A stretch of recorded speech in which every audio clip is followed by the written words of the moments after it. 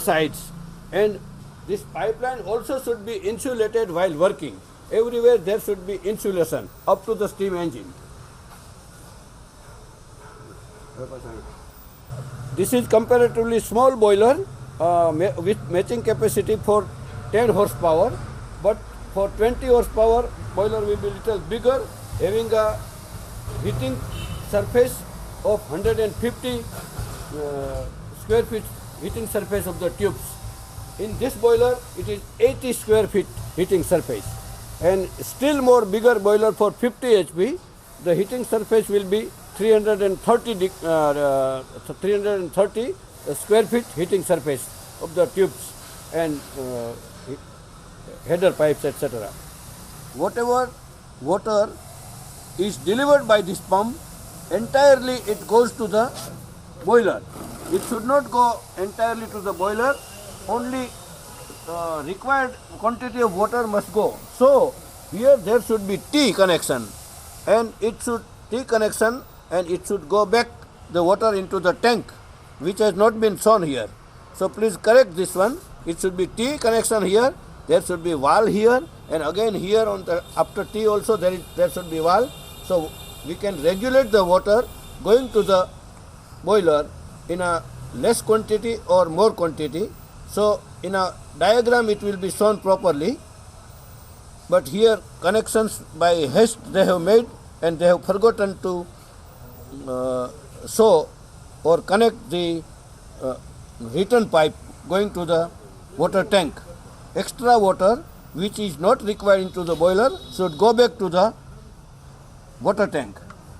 Water tank should be constructed little away, either of cement concrete or fabricated steel, and it should be of matching capacity or higher capacity at least. So this steam engine of 10 HP consumes 160 liter of water per hour. Accordingly, 20 horsepower steam engine consumes 320 liter, and 50 HP engine consumes 800 liter per hour. This is double cylinder reciprocating water pump supplying the water with positive displacement. But for bigger steam engines, 3-cylinder pumps are supplied. This is reciprocating lubricating oil pump lever. This is lubricating oil reservoir oil box. This is just a air pipe, because when piston goes down, then in the sump oil will be compressed, which will come out, and when piston goes up, then there will be vacuum, so oil will go inside from this pipe, just to maintain the atmospheric pressure inside the sump. This is the valve to enter the steam inside the steam engine, and this is steam inlet. And here is the exhaust steam from this steam will be exhausted from here and will go out. This is the feed water pump supplying the water to the boiler with pressure, double cylinder.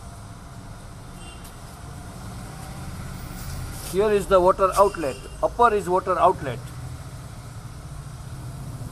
and below connection is the water inlet. Already arrow has been shown.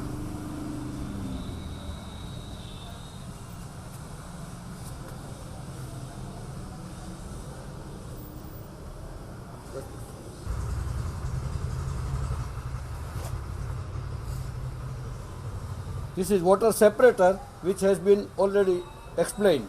Function is to separate the water particles remaining in the steam. Entry is tangential and outlet is from the center. This is gauge glass connection. With a single coke it is upper one, and with double coke it is lower one. Gauge glass lower.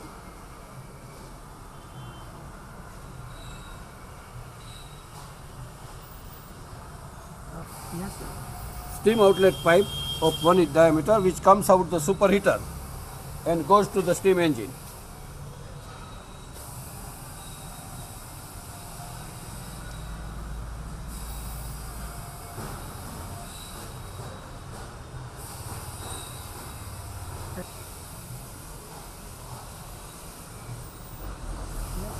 This is a pressure gauge connection, and pressure gauge is already mounted and already explained.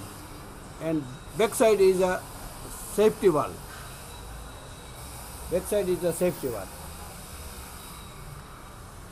And this is just an extra connection to be plugged. This is the foundation frame common for steam engine and alternator both. On this foundation frame, steam engine is to be assembled by the customer. So this rails has been given with marking A, then B here, and on the back side C and D. The C and D on the frame, and same marking are on steam engine also. On steam engine here A is written, A and A should match. Then B, here is written B, and this is B on the frame. Similarly,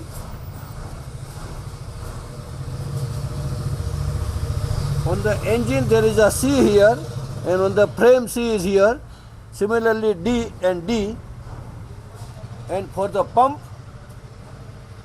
E on the foundation frame and E on this strip, and F also foundation frame and on the strip itself. So after matching this one, everything will be properly connected.